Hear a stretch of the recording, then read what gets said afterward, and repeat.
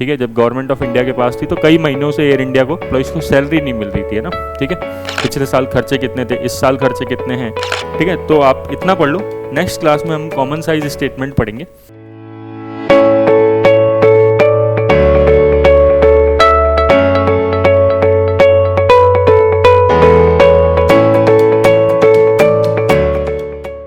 Hello students, very good morning. कैसे हैं आप लोग? स्टूडेंट, हमने लास्ट क्लास में फाइनेंशियल स्टेटमेंट्स के बारे में डिस्कस करा था। हमने डिस्कस किया था कि फाइनेंशियल स्टेटमेंट्स क्या क्या होते हैं। फाइनेंशियल स्टेटमेंट जैसे trading and profit and loss account, balance sheet, cash flow statement और notes to accounts. Trading and profit and loss account क्यों बनता है? प्रॉफिट निकालने के लिए, ठीक है ना, प्रॉफिट कैलकुलेट करने के लिए। तो आप ये भी कह सकते हो कि ये जो प्रॉफिट एंड लॉस अकाउंट होता है ये प्रॉफिटेबिलिटी स्टेटमेंट होता है।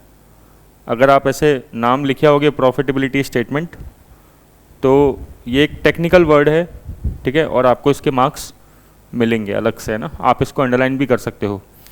और बैलेंस शीट मैंने जैसे बताया आपको, ये कौन सा स्टेटमेंट होता है?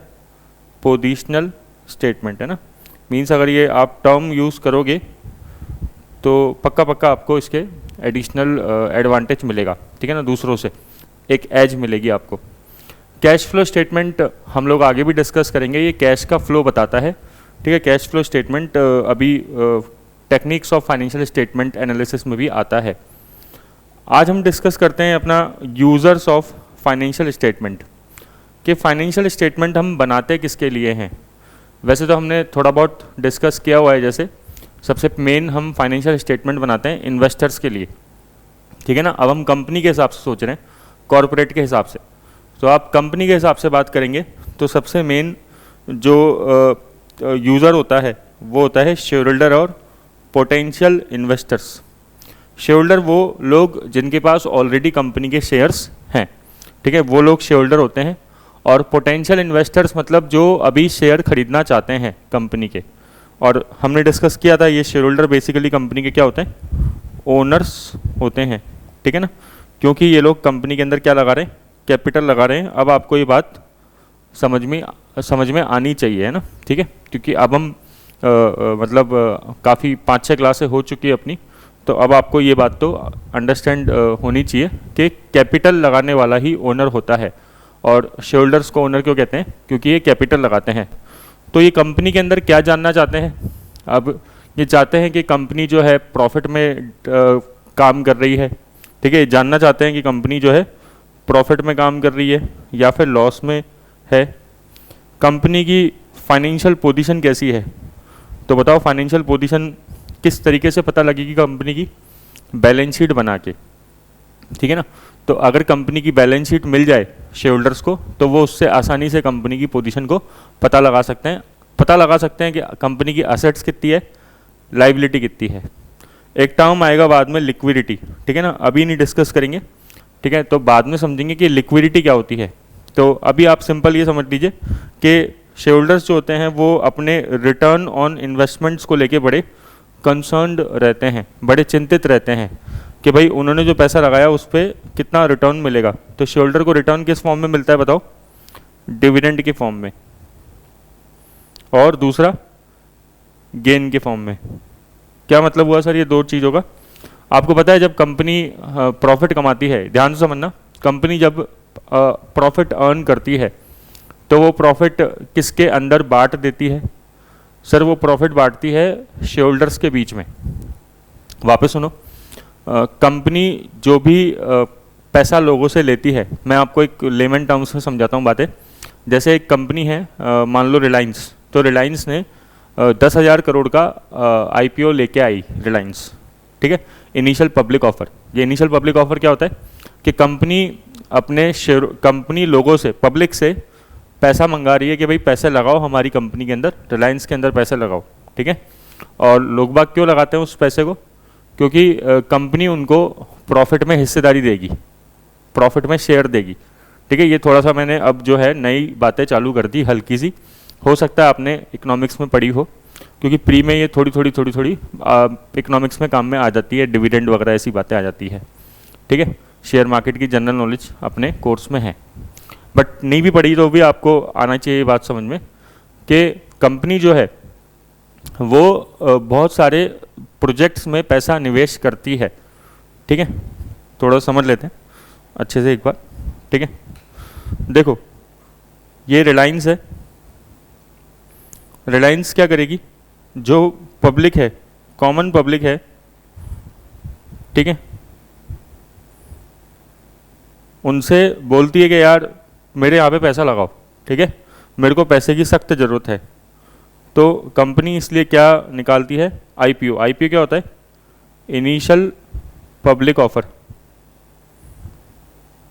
ये तो फुल फॉर्म हो गई सर, इसका मीनिंग क्या है? इसका मीनिंग है कि कंपनी चाहती है कि उसके यहाँ पे पैसा लगाया जाए। मतलब कंपनी सीधा सीधा कैपिटल मांग रही है लोगों से। ठीक है, और कितना मांग रही है, 10,000 करोड़। सर ये लोगों से पैसे क्यों मांगती है, बैंक से क्यों नहीं मांगती? क्योंकि बैंक जो देगा वो कैपिटल नहीं देगा, बैंक तो लोन देगा। ठीक है, और लोन समय पे चुकाना ज़रूरी होता है, लेकिन कैपिटल का रीपेमेंट कभी नहीं होता। कैपिटल कभी भी रीपे नहीं होती है। कैपिटल को चुकाना कंपनी को ज़रूरी नहीं होता, मतलब चुकाती ही नहीं है कंपनी बेसिकली कैपिटल को वापस। ठीक है, तो सर शेयर होल्डर बेवकूफ़ है जो पैसा लगा रहे हैं। शेयर होल्डर को दो, आप कह सकते हो कि शेयर होल्डर दो लालच सोचते हैं। ठीक है, दो लालच है शेयर होल्डर के मन में। जैसे शेयर होल्डर है, इसके माइंड में क्या चल रहा है, दो बातें चल रही है ना, कि यार एक तो कंपनी जो भी प्रॉफिट कमाएगी मुझे प्रॉफिट में हिस्सेदारी देगी। उस हिस्सेदारी को क्या बोलते हैं, डिविडेंड। हिंदी में बोलते हैं लाभांश। ठीक है, लाभ का अंश। ठीक है, लाभांश। तो लाभांश मतलब क्या होता है कि प्रॉफिट में हिस्सेदारी देना। तो शेयर होल्डर्स को ये लगता है कि जैसे ही कंपनी प्रॉफिट कमाएगी तो वो हम लोगों में जो है प्रॉफिट को बांटेगी, और उस प्रॉफिट के बांटने को क्या बोलते हैं, लाभांश बोलते हैं। लाभ का अंश मतलब dividend. Second thing, share holders को ये लगता है कि जो शेयर है, जो शेयर आज ये लोग खरीद रहे हैं, मान लो 100 रुपये का शेयर है। ठीक है ना, एक कंपनी में एक व्यक्ति जो है, मान लो इसका नाम राम है, तो राम ने 100 रुपये कंपनी के अंदर पैसे निवेश किए। ठीक है, तो 100 रुपये निवेश करे तो इस शेयर होल्डर को लगता है कि ये जो शेयर है ना, ये बढ़ के 300, 400, 500, 600 ऐसे बढ़ जाएगा। ठीक है ना, ऐसे बढ़ जाएगा। ठीक है ना, शेयर की वैल्यू बढ़ जाएगी। ठीक है, तो शेयर की वैल्यू बढ़ जाएगी तो एक ये लालच रहता है। तो लेकिन सर कंपनी तो वापस कभी पैसा देगी ही नहीं, तो ज़रूरी नहीं है। शेयर होल्डर्स जो होते हैं ना, वो क्या करते हैं, आपस में ही शेयर खरीदते बेचते रहते हैं बाद में। आपने सुना होगा दो तरह के मार्केट होते हैं, एक प्राइमरी मार्केट होता है, ठीक है, और एक सेकेंडरी मार्केट होता है। ध्यान से समझ लो अगर नहीं आता तो। ठीक है, प्राइमरी मार्केट मतलब कि कंपनी जब शेयर होल्डर से पैसा मंगाती है पहली बार, तो वो डायरेक्ट पैसा किसके पास जाता है, डायरेक्ट पैसा जाता है कंपनी के पास। ठीक है, और फिर वो शेयर होल्डर्स जो है उन्होंने पैसा इन्वेस्ट किया, कंपनी को दे दिया, मतलब है ना। ठीक है, वो डायरेक्ट पैसा किसके पास गया, कंपनी के पास गया। कंपनी ने फिर आगे निवेश किया जो उसके प्लान्स थे। कंपनी ने उसकी मशीन लेके आई होगी, बिल्डिंग बनाई होगी, फर्नीचर लेके आई होगी, है ना, एम्प्लॉयज़ रखे होंगे, और अपना जो भी ऑब्जेक्टिव है व्यापार का उसे पूरा किया होगा। जब अच्छा, इस प्रोसेस को प्राइमरी मार्केट में जब शेयर आता है तो उसे बोलते हैं आईपीओ, इनिशियल पब्लिक ऑफर। ठीक है, थोड़ा सा समझने की कोशिश करना प्लीज़ यहाँ पे, है ना, ये चीज़ें इंपॉर्टेंट है। दूसरी बात, सेकेंडरी मार्केट क्या होता है, अब जब एक बार कंपनी ने पैसे ले लिए, ठीक है ना, तो कंपनी, क्योंकि ये क्या कहलाती है, कैपिटल कहलाती है। ठीक है ना, इसको आप शेयर कैपिटल भी कह सकते हो, क्योंकि कंपनी के अंदर शेयर्स होते हैं, तो इसे बोलते हैं शेयर कैपिटल। शेयर क्या होता है, शेयर मतलब ऐसा नहीं कि कागज़ का टुकड़ा है या फिर डीमेट है, ऐसा नहीं होता। शेयर मतलब क्या होता है, अपन लोग क्या समझते हैं, शेयर मतलब हिस्सा। शेयर मतलब अपन लोग क्या समझते हैं, हिस्सा। किसका हिस्सा है सर, ये कैपिटल का हिस्सा है। आपको और बिल्कुल थोड़ा सा और धरातल पे जाके अगर समझें अपन बात को, ठीक है ना, और समझने के लिए थोड़ा सा देखें तो भाई कंपनी को 10,000 करोड़ रुपए का एक प्रोजेक्ट बनाना है ना। रिलायंस के माइंड में कि यार मैं 10,000 करोड़ रुपए निवेश करूंगी, बस मेरे को कहीं से मिल जाए ये पैसा, ठीक है। तो 10,000 करोड़ रुपए क्या एक जने से ले सकती है कि कंपनी? किसी से नहीं ले सकती, एक जना तो कोई देने के लिए सक्षम नहीं है। तो कंपनी क्या करती है, इसके छोटे छोटे टुकड़े बांटती है, ठीक है। और जब वो टुकड़े डिवाइड करती है तो उसे ही बोलते हैं शेयर्स, ठीक है। और वो फिर लोगों से पैसे मंगाती है, ठीक है ना, और उन शेयरों को लोगों को दे देती है, ठीक है। कंपनी क्या कर रही है, जैसे कंपनी बोलती है कि यार डिवाइडेड बाय 10 कर लो, तो अब 1,000 करोड़ शेयर्स हो गए और हर एक शेयर कितने का है, 10 रुपये का है। ये एग्जाम्पल ले रहे हैं हम समझने के लिए, ठीक है ना। तो 1,000 करोड़ शेयर्स हो गए, हर शेयर कितने का है, 10 रुपये का है। इसका मतलब क्या है कि कंपनी जो है, कंपनी के अंदर आप 10 रुपये पर शेयर खरीद सकते हो। एक शेयर कितने में खरीद सकते हो, 10 रुपये में खरीद सकते हो। अब ये राम है, राम के पास मान लो केवल 100 रुपये हैं, तो राम कितने शेयर खरीद सकता है, 10 रुपये के हिसाब से 10 शेयर मिल जाएंगे इसको 100 रुपये के। लेकिन एक दूसरा पर्सन है श्याम, ठीक है, उसके पास 300 रुपये हैं, तो वो क्या करेगा, वो बोलेगा यार मैं तो 30 शेयर खरीद लेता हूँ और हर शेयर कितने का आ जाएगा, 10 रुपये का आ जाएगा, तो 300 रुपये। ऐसे करके लाखों लोग या इवन करोड़ों लोग इस कंपनी के शेयर खरीदेंगे और कंपनी के पास जो 10,000 करोड़ रुपए का लक्ष्य है मार्केट से उगाने का, वो पूरा हो जाता है। आप तो देखते होंगे ये पूरा क्या मतलब एक्स्ट्रा ही हो जाता है। हमेशा जो शेयर्स होते हैं वो ओवर सब्सक्राइब होते हैं, ठीक है ना। मतलब 10,000 करोड़ रुपए कंपनी मांगती है तो 50,000 करोड़ रुपए, 60,000 करोड़ रुपए ऐसे पैसा कंपनी के पास पहुँच जाता है। फिर कंपनी जो पैसा होता है उसको लौटाती है बाकी एक्स्ट्रा, ठीक है। तो पब्लिक क्यों निवेश कर रही है जब कंपनी उस पैसे को वापस नहीं देगी? अब कंपनी क्या करती है, 10,000 करोड़ रुपए ले लिए, प्रोजेक्ट में पैसे लगा दिए। अब क्या कंपनी उस प्रोजेक्ट को उखाड़ के या बेच के क्या वापस शेयर होल्डर को पैसा लौटाएगी? क्या कभी नहीं लौटाएगी। कंपनी शेयर होल्डर्स को पैसा, उसकी रीपेमेंट कभी भी वापस नहीं करेगी। कंपनी का केवल क्या करेगी, कंपनी जो भी प्रॉफिट कमाएगी साल के अंत में, ध्यान से सुनना, कंपनी जो भी प्रॉफिट कमाएगी वो प्रॉफिट जो है वो डिविडेंड के रूप में शेयर होल्डर्स को बांटा जाता है। कंपनी जो भी प्रॉफिट कमाएगी, मान लो कंपनी ने अब पूरे साल के एंड में मान लो 500 करोड़ रुपए प्रॉफिट कमाया, ठीक है, तो 500 करोड़ रुपए जितने भी शेयर होल्डर्स हैं उनमें बांट दिया जाएगा। उसे क्या बोलते हैं, डिविडेंड बोलते हैं। लेकिन सर शेयर होल्डर्स केवल क्या डिविडेंड की लालच रखते हैं? तो फिर ये शेयर्स जो है इनके पास क्या ज़िंदगी भर तक पड़े रहेंगे? ध्यान से सुनो, है ना भाई। कंपनी ने क्या किया था, 10,000 करोड़ रुपए जब उगाए थे तो हर एक शेयर की कीमत रखी थी 10 रुपये और 1,000 करोड़ शेयर निकाल दिए थे मार्केट में 10 रुपये के हिसाब से एक। तो जैसे राम को कितने शेयर मिल गए, 100 रुपये देने पे 10 शेयर कंपनी के मिल गए थे, ठीक है। शाम को कितने शेयर मिल गए थे, 300 रुपये थे शाम के पास, तो 30 शेयर शाम को मिल गए। अब ये राम, शाम और जितने भी लोग हैं, ऐसे बहुत सारे लोग हैं, ये करेंगे क्या इस शेयर का? ये लोग अब अगर चाहें तो आपस में शेयर खरीद बेच सकते हैं। ये कंपनी को दोबारा शेयर नहीं बेच सकते, ठीक है ना। ये कंपनी, क्योंकि कंपनी खरीदेगी ही नहीं, मेन बात ये, कंपनी वापस से कभी भी शेयर नहीं खरीदेगी, ठीक है। पहले क्या किया था कंपनी ने सर, पहले कंपनी ने जब 10,000 करोड़ रुपए उगाए थे, ठीक है, तो आईपीओ लेके आई थी, इसे कहते हैं शेयर को इशू करना, ठीक है। निर्गमन क्या बोलते हैं, शेयर का इशू करना। आप कह सकते हो सिंपल लैंग्वेज में शेयर को बेचना, कि कंपनी ने अपने शेयर बेचे, ठीक है ना। वैसे शेयर बेचना गलत वर्ड होता है, क्योंकि बेची वो चीज़ जाती है जो पहले से आपके पास थी। कंपनी ने तो खुद के नए शेयर निकाले हैं मार्केट में, ठीक है, तो इसे क्या बोलते हैं, शेयर इशू करना। लेकिन ध्यान रखना, कंपनी कभी भी इसको खरीदेगी नहीं वापस से। तो क्या होगा सर, बस ये पब्लिक आपस में खरीदती बेचती रहेगी।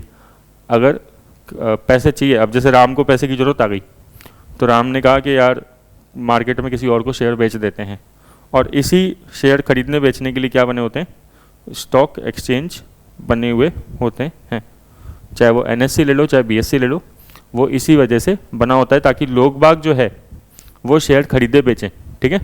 और वो स्टॉक एक्सचेंज जो है वो किधर बने होते हैं, एक तरीके से सेकेंडरी मार्केट का पार्ट होता है। प्राइमरी मार्केट क्या होता है, प्राइमरी मार्केट तो आईपीओ होता है, ठीक है ना। ये बेसिक मैंने नॉलेज दिया आपको, वैसे आपने ये पढ़ी हुई होगी इकोनॉमिक्स में, बट फिर भी मैंने कहा चलो एक बार आपको थोड़ा सा आइडिया रहे, ठीक है। तो ये शेयर होल्डर्स जो होते हैं, अपन क्या पढ़ रहे थे, यूजर्स ऑफ फाइनेंशियल स्टेटमेंट। तो शेयर होल्डर्स जो होते हैं बहुत इंटरेस्टेड होते हैं कि कंपनी कितना प्रॉफिट कमा रही है। जैसे आपने देखा होगा वॉरेन बफेट, ठीक है, नाम सुना होगा वॉरेन बफेट, है ना।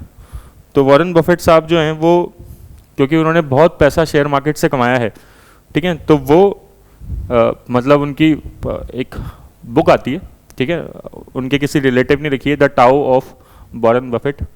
तो उसमें वो उनके रिलेटिव लिखते हैं वॉरेन बफेट के लिए कि वॉरेन बफेट एक बार जब किसी कंपनी के शेयर खरीदते हैं, जैसे वॉरेन बफेट ने कोको कोला कंपनी में बहुत इन्वेस्ट किया था, है ना, ठीक है, जितना मैंने उनके बारे में पढ़ा है, तो कोको कोला कंपनी में बहुत इन्वेस्ट किया था। तो वो लिखते हैं उनके रिलेटिव वॉरेन बफेट के लिए कि जब वो शेयर खरीद लेते हैं, वॉरेन बफेट जब किसी कंपनी के शेयर खरीद लेते हैं, तो उसके बाद वो गिद्ध की तरह, वल्चर की तरह उस कंपनी के शेयर पे नज़र रखते हैं।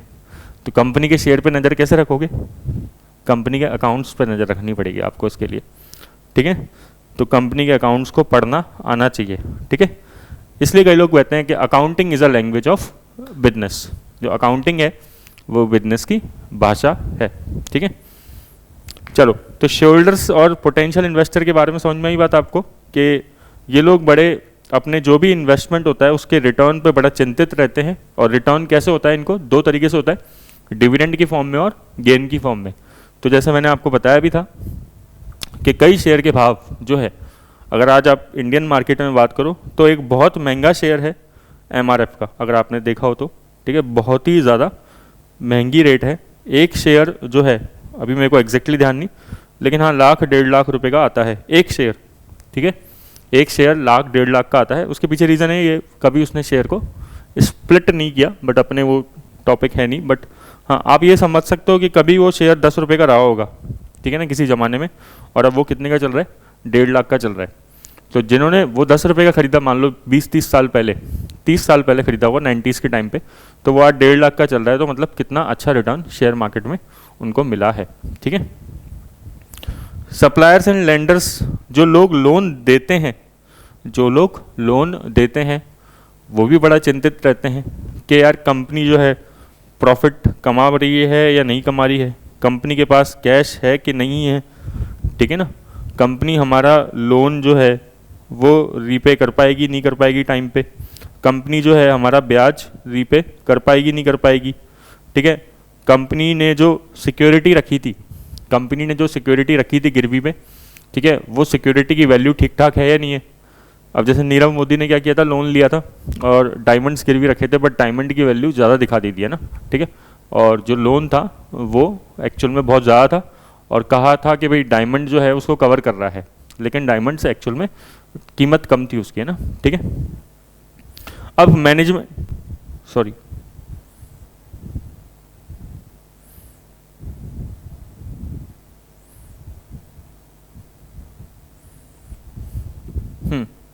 अब मैनेजमेंट खुद क्या अकाउंट्स देखते हैं क्या खुद के? हाँ देखते हैं, क्योंकि उनको भी देखना होता है कि कितना प्रॉफिट अर्न कर रहे हैं, ठीक है, क्योंकि ये प्रॉफिट जो है वो एक मेजर पैरामीटर होता है सक्सेस का। अगर बिजनेस प्रॉफिट अर्न नहीं कर रहा, ठीक है, तो मतलब कभी ना कभी उसका मतलब जो है वो बहुत ही मतलब बंद हो सकता है, ठीक है। जैसे आप देख सकते हो बायजूस है ना, ठीक है, तो बायजूस जो है अब क्या है, क्लोज ये मामला, और क्या। तो अदर पोटेंशियल यूजर्स और कौन हो सकते हैं users? Bank manager, financial institution, मतलब वही बैंक्स हो गए, दूसरे अलग अलग तरीके के एम्प्लॉयज़ कंपनी के भी जो होते हैं वो खुद अकाउंट्स में बहुत ज़्यादा इंटरेस्टेड होते हैं। क्यों? क्योंकि ना भाई जिस कंपनी में आप काम करना चाहते हो, जिस कंपनी में आप काम कर जिस कंपनी में आप बहुत लॉन्ग टर्म तक काम कर रहे हो, ठीक है, या आप सोच रहे हो कि यार मेरे को अपनी पूरी ज़िंदगी अब यहीं पे बितानी है, तो आप उसके अकाउंट्स से, उसके प्रॉफिट से बहुत ज़्यादा कंसर्न रखते होंगे, ठीक है। अदरवाइज़ तो क्या होगा कि पता लगा एम्प्लॉयज़ को सैलरी नहीं मिली। अब जो ये पहले एयर इंडिया थी, टाटा के पास जाने से पहले, ठीक है, जब गवर्नमेंट ऑफ इंडिया के पास थी तो कई महीनों से एयर इंडिया के एम्प्लॉयज़ को सैलरी नहीं मिल रही थी, है ना, ठीक है। तो उसके पीछे रीज़न क्या था? एयर इंडिया बहुत ज़्यादा लोन था उसके पास, डेट में थी बहुत ज़्यादा। आपने ध्यान दिया हो तो शायद 70-80 हज़ार करोड़ का लोन था या उससे भी ज़्यादा का लोन था, ठीक है। तो एम्प्लॉयज़ जो है वो भी कंपनी के अकाउंट से मतलब रखते हैं, ठीक है। कंपनी के अगर कंपनी खुद ग्रो कर रही है तभी तो उसके अंदर जो बैठे हुए एम्प्लॉय हैं वो ग्रो करेंगे। अब कंपनी अगर खुद ही लॉस में जा रही है तो अल्टीमेटली क्या होगा, एक दिन जो अगर मान लो गवर्नमेंट कंपनी भी है तो गवर्नमेंट भी उसमें कुछ ना कुछ डिसीजन ले सकती है। Professional advisers to investors. अब जैसे मान लो कोई सीए है, एग्जांपल ले लेते हैं, ठीक है, सीए है। अब वो सीए क्या करता है? वो सीए स्टॉक मार्केट के टिप्स देता है। आपने सुने होंगे स्टॉक मार्केट के टिप्स देने वाले आजकल बहुत लोग आ गए, ठीक है। तो स्टॉक मार्केट के टिप्स मान लो सीए दे रहे हैं, तो सीए क्या करेंगे? कंपनी के अकाउंट्स को पढ़ेंगे, समझेंगे और अपना एनालिसिस करके कुछ बताएंगे कि भाई ये शेयर खरीदना चाहिए, नहीं खरीदना चाहिए, लॉन्ग रन में फ़ायदेमंद होगा, नहीं होगा, वो सारी बातें बताएंगे। तो वो भी क्या होते हैं? यूज़र्स ऑफ फाइनेंशियल स्टेटमेंट होते हैं। इनके अलावा आप और ऐड कर सकते हो गवर्नमेंट, ठीक है। अब जैसे इसमें तो journalist, financial journalist and commentators लिखा है, लेकिन आप एक मेन पॉइंट इसमें ध्यान रखना, इसमें लिखा हुआ नहीं है गवर्नमेंट। गवर्नमेंट बहुत बड़ा मतलब यूज़र होती है फाइनेंशियल स्टेटमेंट की। जैसे मैंने बताया इनकम टैक्स डिपार्टमेंट हमने डिस्कस किया था, इनकम टैक्स डिपार्टमेंट आपसे टैक्स लेता है, तो वो प्रॉफिट पे तो लेता है टैक्स, तो उसको बहुत ज़्यादा मतलब होता है कि आपका कितना प्रॉफिट है, ठीक है। तो और ऐसे ही गवर्नमेंट हो गई, जैसे और भी गवर्नमेंट के डिपार्टमेंट, जीएसटी डिपार्टमेंट हो गया, ठीक है, सेबी हो गई, ये सब लोग क्या है? आपके प्रॉफिट पे नज़र रखते हैं, आपकी पोजीशंस पे नज़र रखते हैं। तो अगर आपसे सिंपल पूछ ले, ये इंपॉर्टेंट है क्वेश्चन, ध्यान रखना है ना, यूजर्स ऑफ फाइनेंशियल स्टेटमेंट, तो आप क्या बताएंगे? सबसे पहले तो शेयरहोल्डर्स, है ना, दूसरा सप्लायर लेंडर्स, तीसरा बैंक मैनेजर्स, ठीक है, या बैंक लिख सकते हैं, फाइनेंशियल इंस्टीट्यूशन लिख सकते हो, एक ही बात है, इन दोनों पॉइंट को मर्ज कर सकते हो, कोई दिक्कत नहीं है। एम्प्लॉयज़ याद रखना, इंपॉर्टेंट है एम्प्लॉयज़ भी, ठीक है। और प्रोफेशनल एडवाइजर्स टू इन्वेस्टर, इसकी जगह आप चाहो तो स्कॉलर भी लिख सकते हो, ठीक है, स्कॉलर्स भी लिख सकते हो। स्कॉलर्स जैसे कोई पढ़ने वाला स्टूडेंट है, ठीक है, वो भी हो सकता है, ठीक है ना, वो भी फाइनेंशियल स्टेटमेंट पढ़ते हैं। जैसे हम लोग जब सीए कर रहे थे तो फाइनेंशियल स्टेटमेंट पढ़ते थे, ठीक है, ताकि हमें खुद को समझ में आए चीज़ें बाद में। फाइनेंशियल जर्नलिस्ट एंड कमेंटेटर्स, आप ये पॉइंट लिखना चाहो तो लिख लो, ठीक है। तो ऐसे करके कुछ पॉइंट आप ऐड कर सकते हो, जरूरी नहीं है सारे के सारे करने हैं, लेकिन कुछ पॉइंट ऐड करोगे तो आपका मार्क्स अच्छे मिल जाएंगे। क्लियर क्या? अब हम पढ़ते हैं tools of analysis of financial statement. Important है, इस बार भी क्वेश्चन पूछा था 5 मार्क्स में, ठीक है, इस बार मतलब 2023 मेंस में क्वेश्चन पूछा हुआ है, जो एग्ज़ाम 2024 में हुआ था, ठीक है, कि बताओ 5 tools of analysis of financial statement बताओ। सिंपल क्वेश्चन था बहुत, है ना, तो एक 2 लाइनें लिखनी थी, ज़्यादा दिक्कत मतलब ज़्यादा लिखना भी नहीं था। तो tools of analysis of financial statement क्या होते हैं? सबसे पहले तो समझो एनालिसिस ऑफ फाइनेंशियल स्टेटमेंट क्या होता है, फिर बाद में समझेंगे टूल्स। फाइनेंशियल स्टेटमेंट अपन को पता है क्या होते हैं?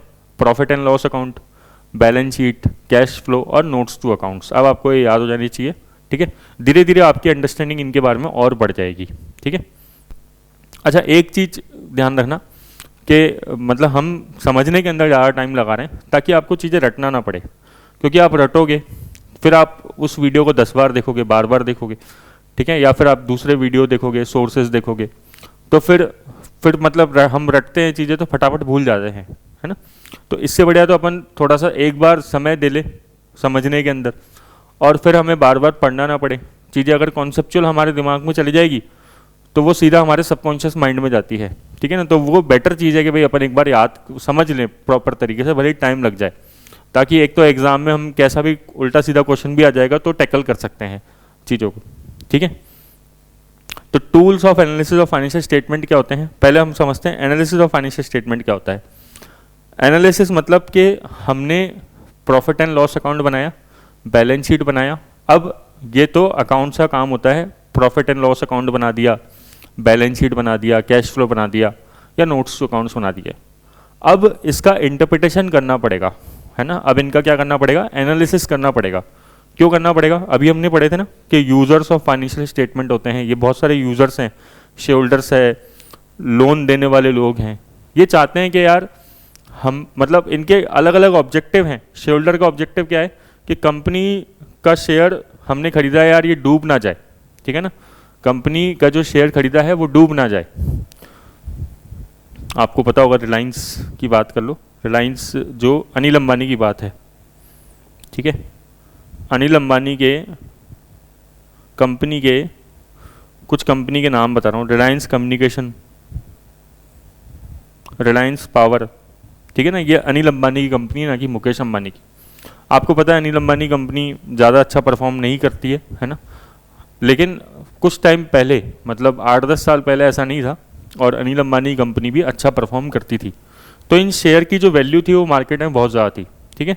बाद में ये शेयर गिर गिर के 1 या 2 रुपये पे आ गया, ठीक है, मतलब 200-300 या उससे भी ज़्यादा का शेयर था, एग्जैक्टली मेरे को नहीं ध्यान है, ठीक है, कभी मैंने इसको ट्रैक नहीं किया, बट हाँ 1-2 रुपये तक ये आ गया था, इतना न्यूज़ में था उस टाइम पे। तो सोचिए आप जिन्होंने महंगे शेयर खरीदे होंगे उनकी क्या हालत हुई होगी, है ना, उन इन्वेस्टर्स की। तो इसलिए एनालिसिस करना फाइनेंशियल स्टेटमेंट का ज़रूरी है, ठीक है, प्रिडिक्शंस लगाना ज़रूरी है कि कंपनी कहाँ जाएगी एक्चुअल में, ठीक है। तो कुछ उसके क्या होते हैं, टूल्स होते हैं, कुछ उसके तरीके होते हैं। तो पहला तरीका क्या होता है, जैसे कंपैरेटिव स्टेटमेंट, खाली पहले नाम देख लेते हैं। दूसरा क्या होता है, कॉमन साइज स्टेटमेंट। पहला क्या होता है, पहला होता है कंपैरेटिव, दूसरा होता है कॉमन साइज, तीसरा हम पढ़ेंगे ट्रेंड एनालिसिस, ठीक है। पहला क्या हो गया कंपैरेटिव, दूसरा हो गया कॉमन साइज, तीसरा हो जाएगा ट्रेंड एनालिसिस, आगे नाम आ जाएगा, है ना, और फोर्थ होगा रेशो एनालिसिस, ठीक है। जैसे मैं आपको दिखा देता हूँ, तीसरा देखो क्या है नाम, ट्रेंड एनालिसिस, ठीक है। फोर्थ क्या आएगा, फोर्थ आएगा रेशो एनालिसिस, और एक आएगा कैश फ्लो, फिर एक फंड फ्लो भी बोल सकते हैं। ऐसे करके मैं आपको छः जो है एनालिसिस के टूल बता दूंगा। एग्जाम में तो जनरली 4-5 ही पूछता है, जैसे इस बार 5 पूछे थे, ठीक है। तो हम 6 टूल्स के बारे में डिस्कस कर लेंगे। आप ये ध्यान रखना कि अभी तो जैसे इस बार तो इन्होंने directly tools of analysis of financial statement पूछ लिया था। ये जरूरी नहीं है कि ये मतलब ऐसे ही जनरल क्वेश्चन बनाए, ये भी बना सकता है कि कंपैरेटिव स्टेटमेंट बना दे और 5 मार्क्स का क्वेश्चन बना दे, ठीक है। तो अपन को फिर थोड़ा सा इनको भी डिटेल में समझना पड़ेगा। चलो स्टार्ट करते हैं। ये कंपैरेटिव स्टेटमेंट क्या होता है? कंपैरेटिव स्टेटमेंट मतलब कुछ भी नहीं है, सिंपल क्या करेंगे कि इसे बोल सकते हो आप हॉरिजॉन्टल एनालिसिस करना। हॉरिजॉन्टल एनालिसिस मतलब क्या होता है सर? 2 साल के अकाउंट्स बना लो एक साथ, जैसे 2025 के बना लो एक तरफ, और एक तरफ 2024 के अकाउंट्स लिख लो, ठीक है। तो सिंपल मैं बताऊं, जैसे असेट्स 2024 में और 25 में कितनी थी एक कंपनी की? 25 में हो गई मान लो 10 लाख, 24 में कितनी थी? 9 लाख रुपए, ठीक है। अच्छा, फिर लाइबिलिटी बात कर लो, लाइबिलिटी मान लो 6 लाख, पहले लाइबिलिटी दी थी 4 लाख की, ठीक है। ऐसा मैंने कुछ सोच के नहीं लिखा, बस ऐसे ही लिख दिया। तो ये जो हम कंपैरिजन कर रहे हैं इसी को क्या बोलते हैं? कंपैरेटिव स्टेटमेंट बोलते हैं। मतलब करंट ईयर के फिगर को, करंट ईयर के फिगर को पिछले साल से कंपेयर करना, करंट ईयर के फिगर को पिछले ईयर्स के फिगर से कंपेयर करना, ठीक है ना। क्या कंपेयर करेंगे सर? सब कुछ कंपेयर करना, जो भी फाइनेंशियल स्टेटमेंट होते हैं। फाइनेंशियल स्टेटमेंट में क्या आता है बताओ? पहला आता है प्रॉफिट एंड लॉस अकाउंट, दूसरा आता है बैलेंस शीट, तीसरा आता है कैश फ्लो स्टेटमेंट, चौथा आता है नोट्स टू अकाउंट्स। अब नोट्स टू अकाउंट्स में तो कुछ कंपेयर करने का होता नहीं है ज़्यादा, ठीक है। तो आप तो ये स्टार्टिंग के 2 मानो मेन है ना हमेशा, पी एंड एल और balance sheet. Cash flow statement भी इतना कोई ज़्यादा कंपेयर करने का होता नहीं है। तो सबसे होता है मेन क्या? बैलेंस शीट और पी एंड एल, है ना। तो हम क्या करेंगे, जब पी एंड एल बनाएंगे तो करंट ईयर का पी एंड एल बनाएंगे और साथ में प्रीवियस ईयर के फिगर्स भी लिख देंगे। जैसे हम कंपेयर करते हैं कि भाई 2024 के प्री में इतनी कट ऑफ रही, 2023 में इतनी कट ऑफ थी, 21 में इतनी कट ऑफ थी, 18 में इतनी थी, 15 में इतनी थी, है ना। तो कंपेयर करते हैं ना, वही कंपेयर यहाँ पे कर रहे हैं, अकाउंट्स के साथ कर रहे हैं, और तो क्या है, तो कोई खास बात नहीं है, ठीक है। तो आपको अगर कंपेरेटिव स्टेटमेंट पूछ ले तो आप क्या बोलोगे कि भाई 2 साल के जो है फाइनेंशियल स्टेटमेंट्स को कंपेयर करना। तो 2 साल कौन कौन से, एक तो करंट ईयर और एक उसका प्रीवियस ईयर, ठीक है, ये आपको ध्यान रखना है। क्या क्या कंपेयर करेंगे सर, सब कुछ कंपेयर कर सकते हो, प्रॉफिट एंड लॉस और बैलेंस शीट आप लिख सकते हो, 2 नाम लिख लो। सर प्रॉफिट एंड लॉस के लिए क्या टर्म यूज़ करते हैं, प्रॉफिटेबिलिटी स्टेटमेंट, क्योंकि प्रॉफिट एंड लॉस क्या बताता है, पूरे साल भर में कितना प्रॉफिट हुआ। और बैलेंस शीट के लिए सर क्या यूज़ करते हैं, फाइनेंशियल पोजीशन यूज़ करते हैं, ठीक है। तो डिफरेंट पीरियड ऑफ टाइम की, मतलब जैसे 2025 और 2024, ठीक है, उनको कंपेयर करना। और कंपेयर क्यों कर रहे हैं, हम पता लगाना चाहते हैं कि पिछले साल असेट कितनी थी, इस साल असेट कितनी है, पिछले साल सेल कितनी थी, इस साल सेल कितनी है, पिछले साल खर्चे कितने थे, इस साल खर्चे कितने हैं, हर एक चीज़ को कंपेयर कर सकते हो, ठीक है। अच्छा, एक चीज़ और, कंपेयर करते समय हमें एक बात का ध्यान रखना है इसके अंदर, ठीक है, एक सेकेंड। कंपेयर करते समय हमें एक बात का ध्यान रखना है कि देखो, आप जब भी 2 चीज़ों को कंपेयर करोगे तो बताओ उनका बेस सेम होना चाहिए कि अलग होना चाहिए, ठीक है। पहले ना एक प्रोग्राम आता था, ठीक है, बहुत पहले बचपन में जब अपन छोटे थे, आपने देखा होगा, शायद सलमान खान था उस प्रोग्राम में, क्या आप 5वीं पास से तेज है, ऐसा कुछ था, शायद सलमान खान था, मेरे को ऐसा एग्जैक्टली नहीं याद है, क्या आज आप 5वीं पास से तेज हैं, ऐसा कुछ नाम था शायद उसका, ठीक है।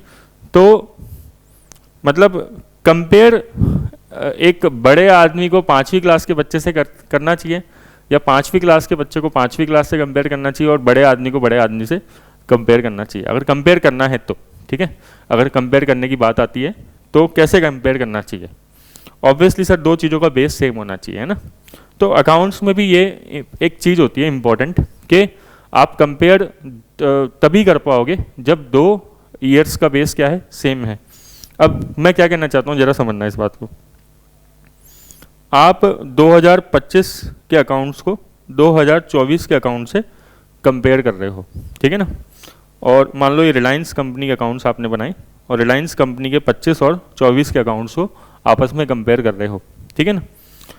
लेकिन आप 2025 में अलग अकाउंटिंग पॉलिसी यूज़ करते थे, ध्यान से सुनना क्या बोल रहा हूँ मैं, 2025 में अलग अकाउंटिंग पॉलिसी यूज़ कर रहे थे, और 2024 में दूसरी अकाउंटिंग पॉलिसी यूज़ कर रहे थे, कोई अलग यूज़ कर रहे थे, मतलब दोनों सालों में अकाउंटिंग पॉलिसी अलग अलग थी, ठीक है। अब अकाउंटिंग पॉलिसी क्या थी हम डेप्थ में नहीं जाएंगे, बस आप इतना समझ लो, थ्योरेटिकल है आपके लिए, तो कोई ज़्यादा इंपॉर्टेंट तो है नहीं, कोई मतलब आपको प्रैक्टिकल तो पूछ नहीं रहा इसके अंदर। तो 2025 के अंदर अलग अकाउंटिंग पॉलिसी थी, 2024 के अंदर अलग अकाउंटिंग पॉलिसी है। तो कंपेयर करने के लिए क्या करना पड़ेगा, चीज़ों का बेस सेम करना पड़ेगा, ठीक है। तो बेस सेम करने के लिए क्या करना पड़ेगा, सेम अकाउंटिंग पॉलिसी यूज़ होनी चाहिए, तभी आप कंपेयर कर पाओगे। वैसे सर अब मैं नेक्स्ट बात चालू कर रहा हूँ, वैसे सर नेक्स्ट मतलब जो कंपेरेटिव स्टेटमेंट होते हैं हमेशा क्या एक ही कंपनी के 2 ईयर्स को ही कंपेयर करते हैं, क्या हम ऐसा भी कर सकते हैं कि 2 अलग अलग कंपनी के सेम ईयर को कंपेयर कर लें, क्या हम ऐसा भी कर सकते हैं कि 2 अलग अलग कंपनीज के सेम ईयर को कंपेयर कर लें, मतलब कि हम ऐसा भी कर सकते हैं कि रिलायंस कंपनी के अकाउंट्स पकड़ें और एक अडानी कंपनी के अकाउंट्स पकड़ें, और दोनों के अकाउंट्स को 2025 के ईयर को 2025 के ईयर के हिसाब से कंपेयर करें, ठीक है ना, कि रिलायंस की असेट्स कितनी हैं 2025 में, अडानी की असेट्स कितनी हैं 2025 में ऐसे भी कंपेयर कर सकते हैं क्या, बिल्कुल कर सकते हैं। अच्छा, ऐसे तो नहीं कहोगे ना सर कि रिलायंस की 2025 में असेट कितनी थी और 2024 की अडानी की असेट कितनी थी, ऐसे तो नहीं हो सकता, ठीक है। मतलब कहने का ये है कि कंपैरेटिव स्टेटमेंट जो होते हैं वो 2 तरीके से आप कंपेयर कर सकते हो, या तो एक ही कंपनी के 2 अलग अलग ईयर पकड़ लो, ध्यान से सुनना, कंक्लूड कर रहा हूँ बात को, या तो एक ही कंपनी के 2 अलग अलग ईयर कंपेयर कर लो, ठीक है ना, और दो अलग अलग ईयर कौन से, करंट ईयर और प्रीवियस ईयर। रिलायंस क्या आपने 2025 और 2024 को कंपेयर कर लिया, या फिर दो अलग अलग कंपनी के सेम ईयर को कंपेयर कर लो, या फिर दो अलग अलग कंपनी जैसे रिलायंस और अडानी, जैसे रिलायंस और टाटा, इनके सेम ईयर को कंपेयर कर लो, या तो 2025 है ना, 2025 को ही कंपेयर कर लो, ठीक है ना, या फिर रिलायंस और अडानी के दोनों के 2024 के अकाउंट्स ले लो और उन दोनों को कंपेयर कर लो, ठीक है। तो कंपैरेटिव ऐसे भी हो सकता है। क्लियर क्या? और क्या बताई कंपैरेटिव में बात मैंने आपको, कंपैरिजन तभी होगा जब अकाउंटिंग प्रिंसिपल्स सेम होंगे, ठीक है। अगर सेम नहीं है तो फिर प्रिंसिपल्स का जो डेविएशन है उसको आपको मेंशन करना पड़ेगा नोट के अंदर, ठीक है। ज़्यादा इंपॉर्टेंट बात नहीं है वैसे। ये बात मैं क्यों बता रहा हूँ, ये वाली जो मैंने आपको बात बताई, क्योंकि ये जो पूरा टेक्स्ट है ना, ये मैंने खुद ने कुछ नहीं बनाया, ना कुछ ऐड किया, ये मैंने 11th क्लास 12th क्लास की एनसीईआरटी के अंदर दे रखा है, बिल्कुल एज इट इज चिपका दिया आपके लिए। ऐसा क्यों किया सर आपने? क्योंकि अगर मान लो क्वेश्चन आता है और कंपैरेटिव स्टेटमेंट पे आ जाए, तो अगर अपन एनसीईआरटी के लैंग्वेज लिखें, है ना, एनसीईआरटी के पॉइंट्स लिखेंगे तो ज़्यादा मार्क्स मिलेगा, ठीक है। वरना डालने को तो हम खूब सारी मतलब पॉइंट्स डाल ले, बट अपन को करना क्या है, उसका कोई लॉजिक ही नहीं उन सब चीज़ों का डालने का, है ना। तो मैंने उतना ही लिखा है जितना एनसीईआरटी में रखा है, और वही लिखा है। अगर आप देखोगे मैच करोगे तो बिल्कुल डिट्टो मैच है, ठीक है। तो कंपैरेटिव स्टेटमेंट बताओ, फाइनल करते हैं, कंक्लूड करते हैं, खत्म करते हैं कंपैरेटिव स्टेटमेंट को, बहुत हो गया। कंपैरेटिव स्टेटमेंट मतलब करंट ईयर के अकाउंट्स को प्रीवियस ईयर के अकाउंट से कंपेयर करना, ठीक है। जैसे देखो, ये देखो आप, ये मैंने एक बैलेंस शीट बना रखी है। सर ये बैलेंस शीट हमें याद करनी है क्या, पढ़नी है क्या? बिल्कुल भी नहीं पढ़नी है, बस देख लो एक बार कैसे बनती है, ठीक है ना, कि एक्चुअल में बैलेंस शीट होती कैसी है और कंपैरेटिव होता कैसे है। देखो ये प्रीवियस ईयर लिख रखा है, ये करंट ईयर लिख रखा है, ये ऊपर लिख रखा है बैलेंस शीट, ठीक है। तो प्रीवियस ईयर मान लो 2024 है, करंट ईयर मान लो 2025 है। इसमें क्या दे रखा है, लाइबिलिटी दे रखी है और इक्विटी दे रखी है, ठीक है। ऐसी ही बनती है बैलेंस शीट। लाइबिलिटी मतलब क्या होता है, इक्विटी मतलब क्या होता है, कैपिटल, और लाइबिलिटी कौन सी लाइबिलिटी फिर बात कर रहे हैं, आउटसाइड लाइबिलिटी की, क्योंकि इनसाइड लाइबिलिटी तो क्या होती है, कैपिटल होती है, बताया था आपको मैंने। और एक तरफ क्या दे रखी है, असेट्स। अब असेट्स को उसने डिवाइड कर दिया नॉन करंट असेट्स और current assets. Sir non current assets क्या थी, जिनकी मैच्योरिटी 1 साल से ज़्यादा टाइम लेती है। करंट असेट्स क्या होती है, जो 1 साल के अंदर अंदर मैच्योर हो जाती है, ठीक है। बाकी ऐसे कोई अपन को देखने की जरूरत नहीं है। लाइबिलिटी में भी देखो, नॉन करंट लाइबिलिटी हो गई, करंट लाइबिलिटी हो गई। नॉन करंट लाइबिलिटी जो लॉन्ग टर्म में पे करनी होती है ना, 1 साल से ज़्यादा टाइम लेती है जो, और करंट लाइबिलिटी जो 1 ईयर के अंदर अंदर पे करनी पड़ती है। और क्या है, equity share capital. Equity share capital मतलब जो ओनर्स ने पैसा लगाया।